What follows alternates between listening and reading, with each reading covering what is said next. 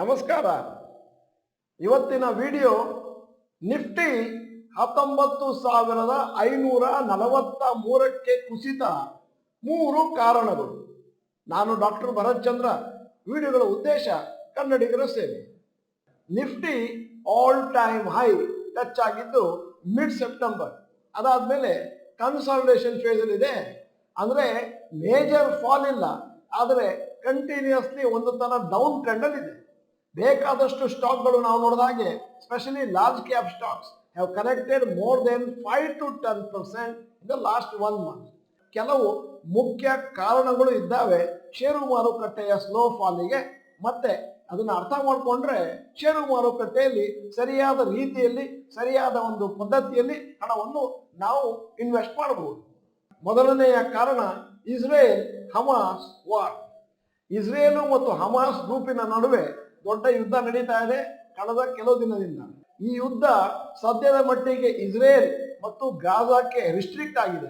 ಆದರೆ ಮುಂದಿನ ದಿನಗಳಲ್ಲಿ ಬೇರೆ ರಾಜ್ಯಗಳಿಗೆ ಬೇರೆ ದೇಶಗಳಿಗೂ ಟ್ರಾನ್ಸ್ಫರ್ ಆಗುವಂತಹ ಚಾನ್ಸಸ್ ಇದೆ. ಅಂದರೆ ಈಜಿಪ್ಟು, ಸಿರಿಯಾ, ಜೋರ್ಡಾನ್ ಇತ್ಯಾದಿ. ಹಾಗೇನಾದರೂ ಕಾರಣದಿಂದ ಈ ಯುದ್ಧ ಮುಂದಿನ ದಿನಗಳಲ್ಲಿ ಜಿಯೋ ಪೊಲಿಟಿಕಲ್ ಸಿಚುವೇಶನ್ ಇಂದ ಬೇರೆ ಬೇರೆ ದೇಶಗಳಿಗೆ ಹರಡಿದ್ರೆ ಆವಾಗ FIIಗಳು ಭಾರತದಲ್ಲಿ ಷೇರು ಮಾರುಕಟ್ಟೆಯಲ್ಲಿ ಇರುವಂತಹ ಹಣವನ್ನು ಮಾರ್ಕೊಂಡು ಅಮೆರಿಕಕ್ಕೆ ಹೋಗುವಂತ ಚಾನ್ಸಸ್ ಇದೆ. ಯಾಕಂದ್ರೆ ಸಿಚುವೇಶನ್ ತುಂಬಾ ವಾಲಟೈಲ್ ಇದೆ.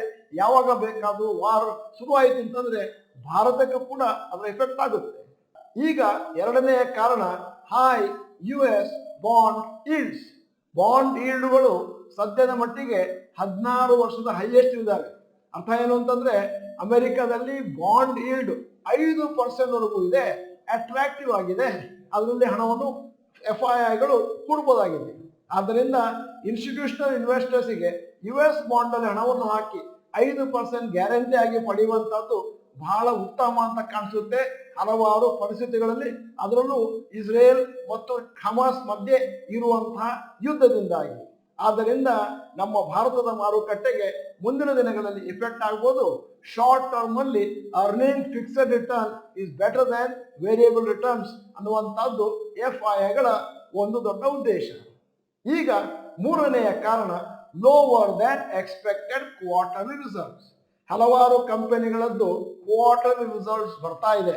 ಆದರೆ ನಾವು ನೋಡಿದ ಹಾಗೆ ಸುಮಾರು ಕಂಪನಿಗಳದ್ದು ಕ್ವಾರ್ಟರ್ಲಿ ರಿಸಲ್ಟ್ಸ್ ಹೇಳಿಕೊಳ್ಳುವಂತ ಮಟ್ಟದಲ್ಲಿ ಇಲ್ಲದೆ ಇರುವುದರಿಂದ ಭಾರತದ ಷೇರು ಮಾರುಕಟ್ಟೆಯಲ್ಲಿ ಒಂದಷ್ಟು ಮಂದಿ ಅಥವಾ ಒಂದಷ್ಟು ಕರೆಕ್ಷನ್ ಪ್ರಾರಂಭ ಆಗಿದೆ. ಆದ್ದರಿಂದ ಮಾರುಕಟ್ಟೆಯಲ್ಲಿ ಒಂದು ತರ ನೆಗೆಟಿವ್ ಮೆಂಟಲ್ ಆಟಿಟ್ಯೂಡ್ ಇದೆ. ಮತ್ತೆ ಮಾರುಕಟ್ಟೆ ಇನ್ನೊಂದಷ್ಟು ಫರ್ದರ್ ಕನ್ಸಾಲಿಡೇಷನ್ ಆಗುವಂತ ಚಾನ್ಸಸ್ ಕಾಣುತ್ತೆ. ಷೇರು ಮಾರುಕಟ್ಟೆಯಲ್ಲಿ ಒಂದನ್ನು ಎಲ್ಲರೂ ತಿಳ್ಕೊಳ್ಬೇಕು. ಶಾರ್ಟ್ ಟರ್ಮ್ ನಲ್ಲಿ ಏನಿದ್ದರೂ ನ್ಯೂಸು ಸೆಂಟಿಮೆಂಟ್ಸು ಅದರಲ್ಲಿ ರಿಯಾಕ್ಷನ್ ಸ್ಟಾರ್ಟ್ ಆಗುತ್ತೆ. ಲಾಂಗ್ ಟರ್ಮ್ ನಲ್ಲಿ ಇಫೆಕ್ಟ್ ಆಗೋದು ಫಂಡಮೆಂಟಲ್ ಅನಾಲಿಸಿಸ್. ಯಾವುದಾದ್ರೂ ಒಂದು ನ್ಯೂಸ್ ಅಥವಾ ಸೆಂಟಿಮೆಂಟ್ ಬಂದ ಮೇಲೆ ಮಾರುಕಟ್ಟೆ ಕೆಳಗೆ ಹೋದಾಗ ಅಥವಾ ಮೇಲಕ್ಕೆ ಹೋದಾಗ ನೀವು ಏನು ಯೋಚನೆ ಮಾಡಬೇಕು ಅಂತಂದ್ರೆ ಇದು ಶಾರ್ಟ್ ಟರ್ಮ್ ಫ್ಯಾಕ್ಟರ್ಸು ಇಲ್ಲ ಲಾಂಗ್ ಟರ್ಮ್ ಫ್ಯಾಕ್ಟರ್ಸ್. ನೀವು ಆದಷ್ಟು ಫಂಡಮೆಂಟಲ್ ಅನಾಲಿಸಿಸ್ ಮೇಲೆ ನಿಮ್ಮ ಗಮನವನ್ನು ಹರಿಸಿದ್ರೆ ಆ ಡೈಲಿ ಫ್ಲಕ್ಚುಯೇಷನ್ ಏನಿದೆ ಅದು ಇಂಪಾರ್ಟೆಂಟ್. ಆದರೆ ಲಾಂಗ್ ಟರ್ಮ್ ಇನ್ವೆಸ್ಟರ್ಸ್ಗೆ ಅದರಿಂದ ಯಾವ ಪ್ರಯೋಜನವೂ ಇಲ್ಲ. ಯಾಕಂದ್ರೆ ಲಾಂಗ್ ಟರ್ಮ್ ನಲ್ಲಿ ಏನಿದ್ದರೂ ಷೇರಿನ ಬೆಲೆ ಮೇಲಕ್ಕೆ ಹೋಗುವಂತದ್ದೇ. ಒಂದು ಪರ್ಟಿಕ್ಯುಲರ್ ಡೇ ಏನಾಗುತ್ತೆ ಇಂಪಾರ್ಟೆಂಟ್ ಅಲ್ಲ, ಒಂದು ವರ್ಷದಲ್ಲಿ ಏನಾಗುತ್ತೆ ಅನ್ನುವಂಥದ್ದು ಬಹಳ ಇಂಪಾರ್ಟೆಂಟ್. ಶಾರ್ಟ್ ಟರ್ಮ್ ನಲ್ಲಿ ನೀವೇನಾದರೂ ಒಂದು ಷೇರಿನ ಬೆಲೆಯನ್ನು ಗಮನಿಸಿದ್ರೆ ಅದರಲ್ಲಿ ನಿಮಗೆ ಫಂಡಮೆಂಟಲ್ ಅನಾಲಿಸಿಸ್ ನ ಯಾವ ಫ್ಯಾಕ್ಟರ್ಸ್ ಕೂಡ ಸಿಕ್ಕೋದಿಲ್ಲ. ಯಾಕಂದ್ರೆ ಅವೆಲ್ಲವೂ ಕೂಡ ಡೈಲಿ ಫ್ಲಕ್ಚುಯೇಷನ್ಗೆ ಒಳಗಾಗುತ್ತೆ. ಅಲ್ಲದೆ ಅದರಲ್ಲಿ ಶಾರ್ಟ್ ಟರ್ಮ್ ಫ್ಯಾಕ್ಟರ್ಸ್ ಮಾತ್ರ ಕೆಲಸ ಮಾಡುತ್ತೆ.